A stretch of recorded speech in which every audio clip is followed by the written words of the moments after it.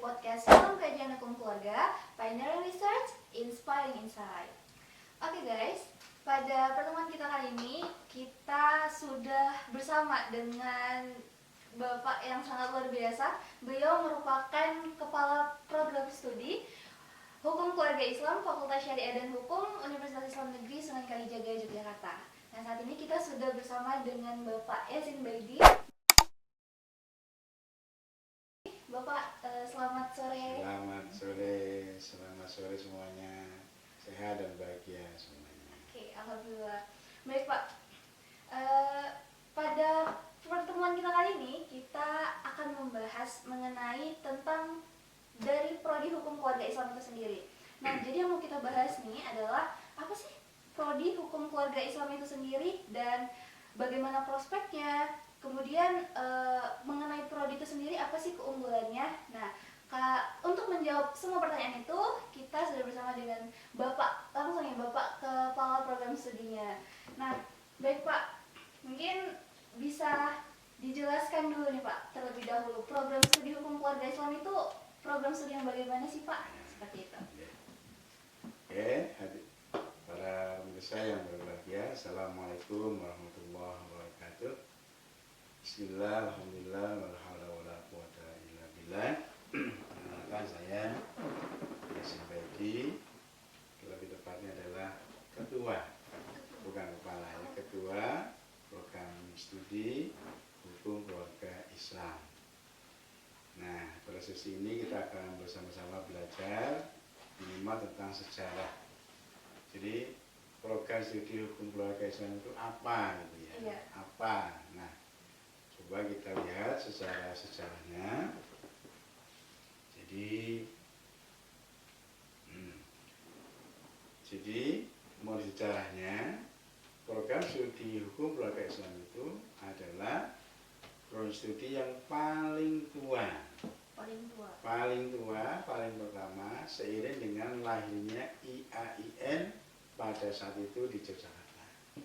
Jadi begitu IAIN, Institut Agama Islam Negeri Sunan Kalijaga, muncul pada saat itu tahun 60-an, maka diantara belum banyak program studinya, nah diantara program studi unggulannya adalah yang namanya Qodho. Dulu namanya program studi Qodho. Qodho itu adalah bahasa Arab, bahasa kitanya adalah peradilan Islam atau peradilan agama. Kenapa demikian? Karena memang dari dulu, dari sejak historisnya program studi HK ini muncul, memang proyeknya adalah sarjananya diproyeksikan untuk menjadi hakim. Untuk menjadi hakim di pengadilan agama khususnya, sehingga semua kurikulumnya, semua bahan ajarnya, mata kuliahnya itu dibangun untuk menjadi sosok hakim yang baik. Sehingga ya sekali lagi yang pertama, prodi kita ini, prodi HKI awalnya muncul namanya Qodho gitu. Nah, itu berjalan sekian tahun terus menerus gitu Qodho. Nah, gelarnya pada saat itu masih lulusannya adalah masih kalau sarjana muda namanya BA, Bachelor of Arts. Kalau sarjana lengkapnya namanya doktorandus bagi yang laki-laki dan dokteranda bagi yang perempuan. Jadi ada DRS titik, DRA titik. Nah, seiring berjalannya waktu, kurang lebih tahun 88 kalau tidak salah. Nah, bahasa prodi Qodho tadi itu lalu diganti dengan cara diterjemahkan menjadi prodi peradilan agama.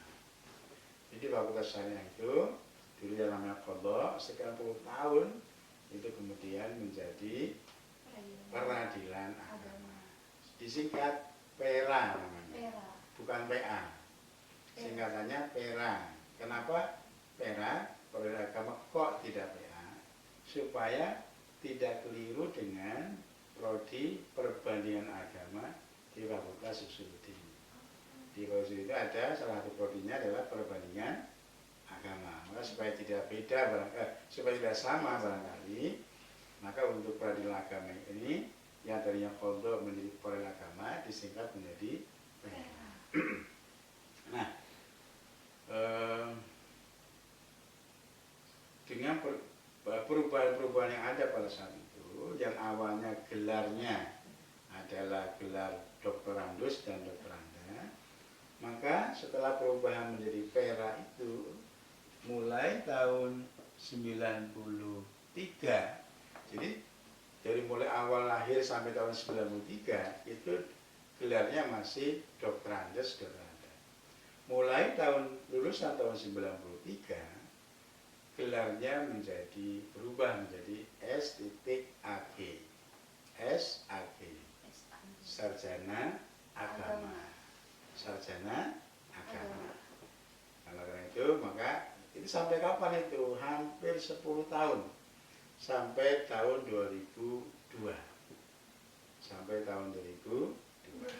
Ya. Itu gelarnya SAG. SAG. Terus nah perubahan lagi dari pera, berubah lagi prodi HKI menjadi namanya adalah Al-Ahwal Asyasiyah. Jadi pertama adalah qadha, yang kedua adalah peradilan agama, yang ketiga adalah Al-Ahwal Asyasiyah. Masih berbahasa Arab, Al-Ahwal Asyasiyah. Ya, itu gelarnya sudah juga gelarnya mulai tahun 2002 sampai tahun 2009 selama 7 tahun gelarnya menjadi SHI. S.H.I. Apa itu? Sarjana Hukum Islam. Berarti dari SAG berubah Jadi menjadi doktorandus dulu, DRS, kemudian SAG. Nah, SHI. mulai tahun 2002 sampai 2009 bergelar SHI. Nah, beberapa dosen muda kita sudah bergelar SHI, Sarjana Hukum Islam. Lalu mulai tahun 2009, nah mulai tahun 2009 sampai tahun 2019, prodinya masih AS, masih Al-Ahwal Asyasiyah, cuma gelarnya berubah lagi. Tadi doktorandus, lalu sarjana agama, lalu sarjana hukum Islam, lalu mulai tahun 2009 sampai 2016 menjadi S.SY, sarjana syariah. Sarjana syariah. Sarjana syariah. Ya, dengan perkembangan waktu, perdebatan sana sini dan seterusnya, sehingga dengan demikian sampai tahun 2016, dari mulai 2009 sampai 2016 gelarnya menjadi sarjana syariah. Lalu, nah, mulai tahun 2016 prodi yang tadinya Al-Ahwal Asyasiyah dirubahlah menjadi prodi Hukum Keluarga Islam. Kira-kira menerjemahkan dari Al-Ahwal Asyasiyah. Bahasa Arabnya kan Al-Ahwal Asyasiyah. Nah, kira-kira lebih tepat diterjemahkan dalam bahasa Indonesia apa? Nah, dipilihlah menjadi Hukum Keluarga Islam. Walaupun sesungguhnya Al-Ahwal itu kan hal ihwal. Syasiyah kan sesuatu yang bersifat personal, atau mungkin hukum personal sesungguhnya. Cuma ternyata ketika dikaji mungkin fokusnya ternyata Al-Ahwal Syasiyah itu tentang keluarga. Maka lalu diputuskan oleh para ulama, oleh para guru besar, para ahli Al-Ahwal Syasiyah, maka diterjemahkanlah menjadi Hukum Keluarga Islam sampai sekarang. Yang mana mulai 2016 sehingga saya mulai wisudawan November tahun 2016, gelarnya berubah lagi menjadi SH saja, sarjana hukum saja. Jadi oleh karena itu mulai tahun 2016 sampai sekarang paling tidak gelar alumni program studi hukum keluarga Islam adalah sarjana hukum. Apa asumsinya? Mungkin ya ini juga pemikiran perkembangan dari para ahli, para pimpinan kita di pusat sana, masukan dari para guru dan seterusnya. Kenapa kemudian kita ini gelarnya sarjana hukum murni seperti gelar sarjana hukum di fakultas hukum yang lain. Ya, karena pada prinsipnya adalah kurikulum yang kita kaji, mata kuliah yang kita pelajari itu memang hampir semua mata kuliah di fakultas hukum umum semuanya kita pelajari di fakultas syariah, termasuk di fakultas hukum keluarga Islam. Cuma memang yang beda mungkin nomenklaturnya, kemudian yang beda adalah jumlah SKS-nya.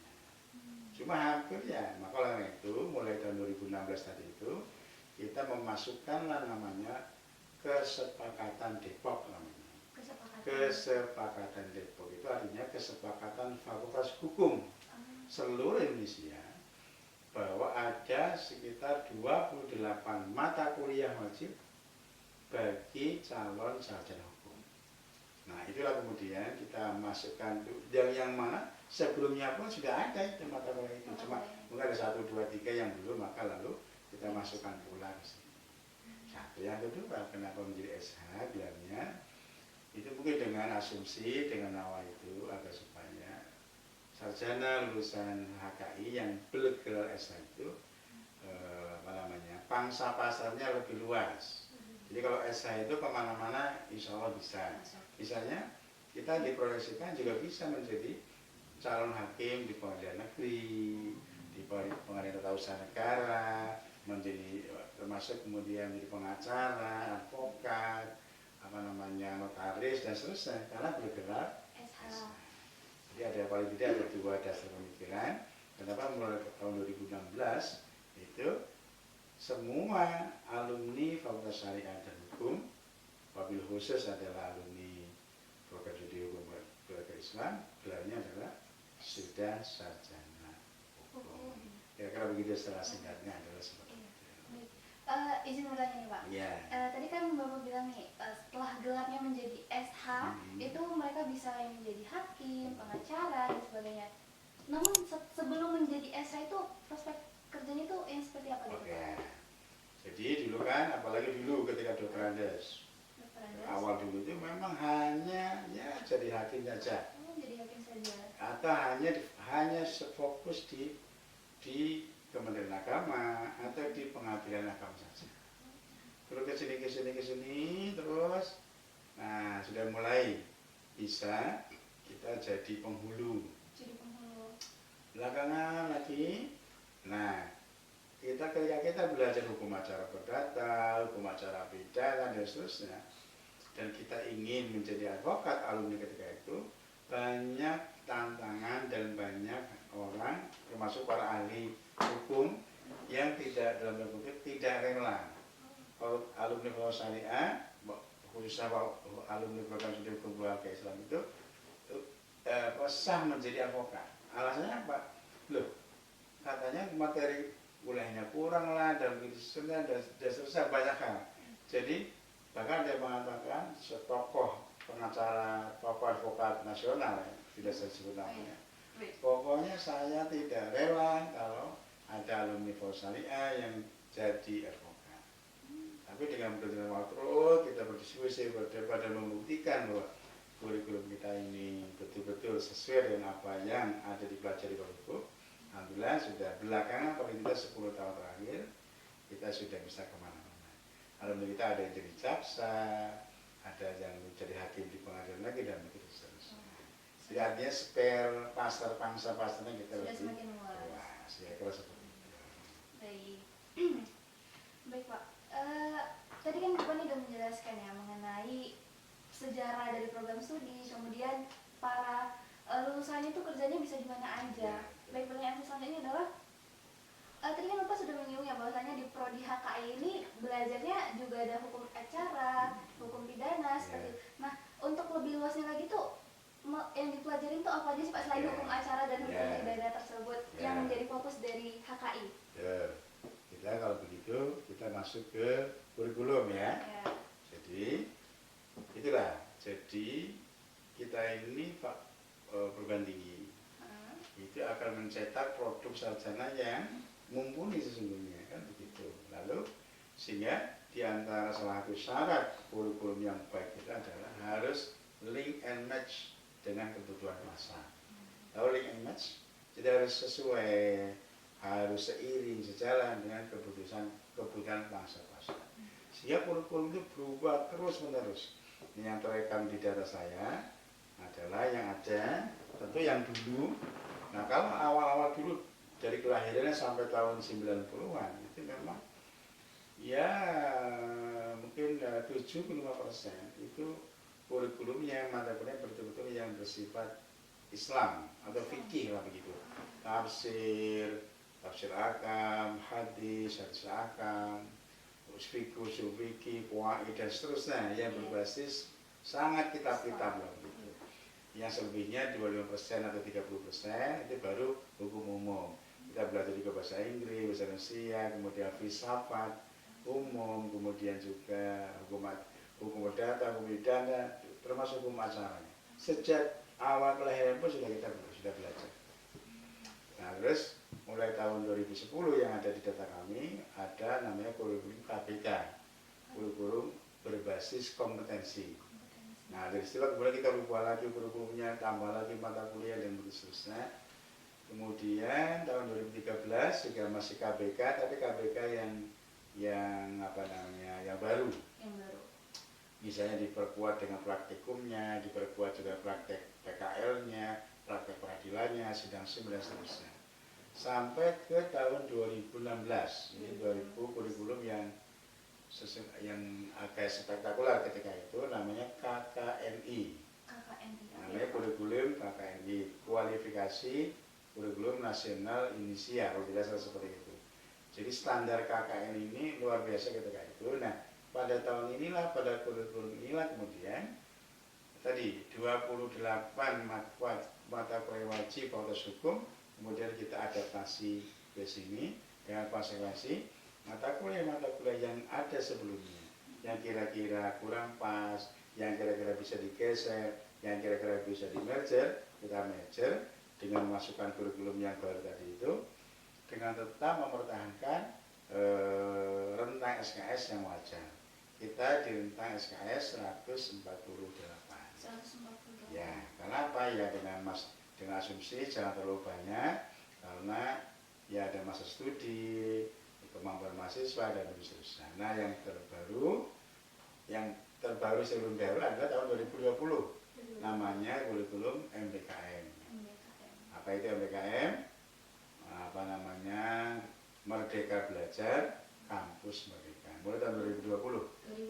MBKM, ini angkatan baru. Nah, itu lebih gejolak lagi, lebih luas lagi, lebih variatif lagi, di mana mahasiswa sebagiannya boleh kuliah di prodi lain, bahkan bisa kuliah di perguruan tinggi lain dengan syarat dan ketentuan yang baru.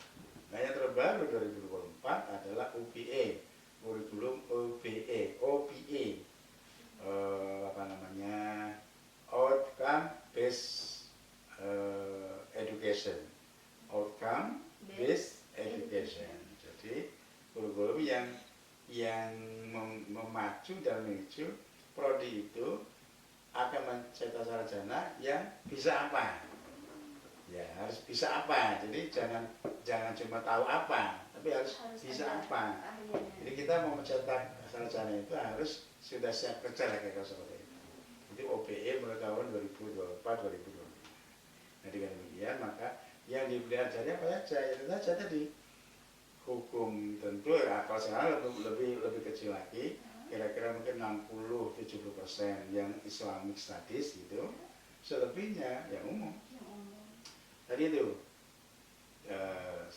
semua lah, karena hampir 98% mata kuliah yang ada di perguruan tinggi hukum umum kami pelajari juga, kita pelajari juga di program studi hukum luar biasa. Meskipun ada yang di-merger sama lain termasuk SKS-nya yang berbeda.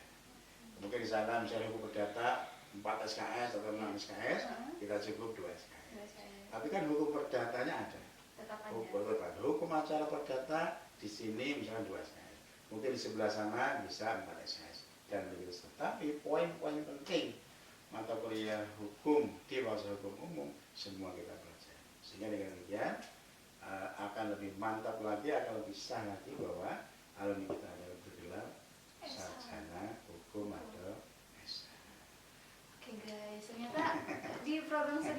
keluarga Islam itu sangat luas sekali Luas ya, sekali, yang ya. dipelajari itu luas, nggak cuma tentang hukum Islam tapi hukum umum itu juga Ya, kita pelajari betul. ternyata.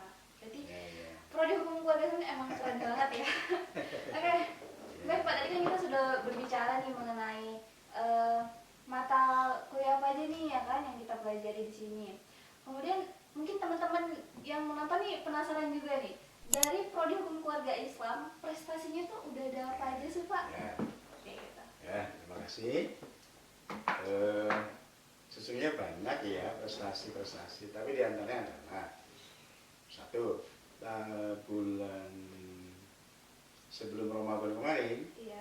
kita kan ada namanya sebelum Ramadan, kurang lebih sebelum Ramadan kemarin lah, kita kan ada pertemuan atau ada acara di fakultas kita ini yang bekerja sama dengan Mahkamah Agung. Apa namanya lupa saya acara, tapi intinya adalah perkumpulan hakim agama se-Indonesia di Fakultas Syariah. Wah, keren. Nah, kenapa kebetulan direktur Mahkamah Agung Bandel Agamanya itu adalah alumni. Pokoknya acara ini harus di Jogja. Kenapa? Kemarin dipresentasikan bahwa hampir dari Sabang sampai Merauke hakim-hakim agamanya adalah kebanyakan dari alumni Fakultas Syariah kita ini. Di antaranya dari Bagan Studi, mulai dari Pondok, kemudian dari tadi itu. Iya. Termasuk yang baru-baru dari Bagan Studi Hukum Islam yang sarjana, yang gelarnya SHI tadi. Banyak sekali. Jadi apa prestasi yang saya maksud adalah bahwa dari pimpinan utama, pimpinan tinggi Mahkamah Agung di bidang peradilan agama, di Kamar Agama namanya itu, dari atas sampai bawahnya itu hampir 75% diisi, diduduki oleh alumni-alumni kita. Ini saya kira prestasi yang luar biasa. Jadi misalnya para pemirsa semuanya, kalian semua, kemanapun nanti pulang kampung atau mungkin besok pada saat tugasnya di mana, pasti akan ketemu dengan kakak-kakak alumni dari kita. Itu satu di antaranya. Yang kedua adalah mulai tahun 2014 atau 2015 kalau tidak salah, di Indonesia itu ada namanya Forum ADHKI. ADHKI, Asosiasi Dosen Hukum Keluarga Islam se-Indonesia. ADHKI. Siapa inisiatornya? Dari kita. Itu Profesor Farudin Nasution yang mulai saat itu beliau menjadi ketuanya. Apa yang terjadi? Sekretariatnya sampai detik ini masih nama kita Profesor Hukum Islam, Fakultas Syariah dan Hukum UI sebagai Islam. Itu ya. Jadi bagi saya ini prestasi yang luar biasa. Di Indonesia itu, jadi dosen-dosen HKI Prodi HKI se-Indonesia itu punya lembaga namanya awalnya ada ADHKI, Asosiasi Dosen Hukum Islam se-Indonesia. Sekretariatnya cuma memang ya maaf ya belum kita tulis di depan sana karena tapi mulai tahun 2025 ini sudah ada aturan baru, saya yang kemudian mengurusi ke kantor notarisnya karena peraturan Kemenkumham yang baru itu tidak ada satu syarat bahwa nama itu tidak boleh asosiasi, harus ada dua. Maka kita dengan akta notaris yang terbaru yang tadinya ADHKI menjadi PDHKI. P itu menjadi perkumpulan dosen hukum keluarga Islam se-Indonesia. Itu akta notaris yang terbaru. Yang kemudian karena ada regenerasi, sekarang ketuanya adalah Profesor Ilya Muhsin dari UIN Salatiga. Pak Profesor itu menjadi studi komite, menjadi pengarah dan seterusnya. Tapi tetap di akta notaris itu alamat PDHK-nya ada di HKI Jogja. Ini artinya memang tidak main-main kalau begitu kan begitu ya. Dan masih banyak lain lah. Termasuk yang terakhir bahwa penerimaan CPNS tahun 2004 yang terbaru kemarin, CPNS tahun 2004 itu itu 75%-nya 75%. yang diterima untuk yang penghulu dan penyuluh adalah dari prodi hukum keluarga Islam. Wah, luar biasa. Jadi artinya Fakultas Syariah dan Hukum sudah mendata kemarin siapa yang terima, kemudian kita data, Iya. terutama di domainnya Medidika. Setelah kita kalkulasi ternyata dari ya kira-kira 75% lah kurang lebih angkanya saya lupa adalah alumni dari HKI. Berarti benar-benar unggul sekali. Ya, oleh karena itu Keren. saya kira ini sebuah kebanggaan bagi sekalian. Mungkin ditambah lagi sekalian tentang akreditasi ya, sekalian, iya, sekalian aja.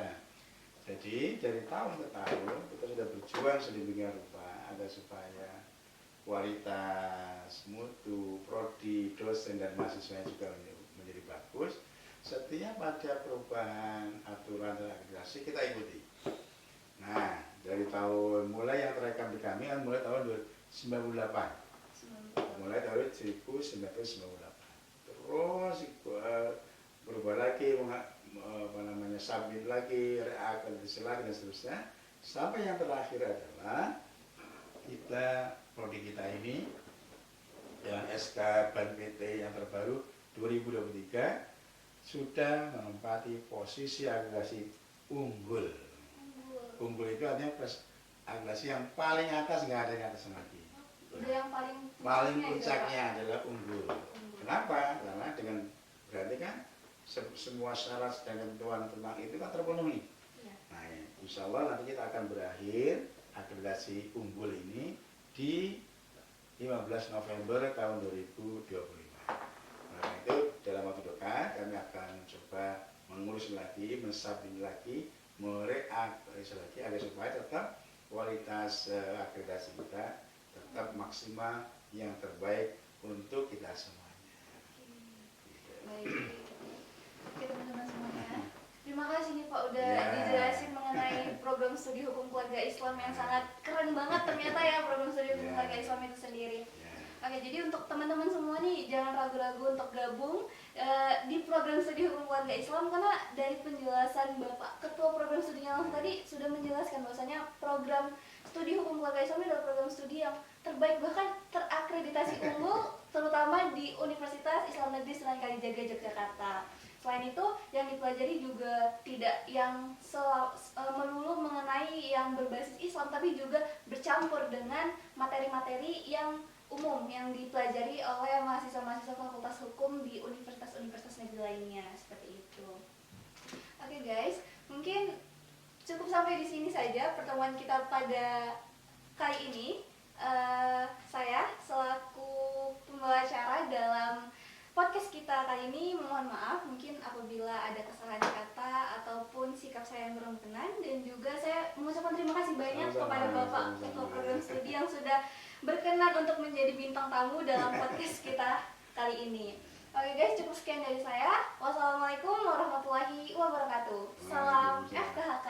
Assalamualaikum warahmatullahi wabarakatuh.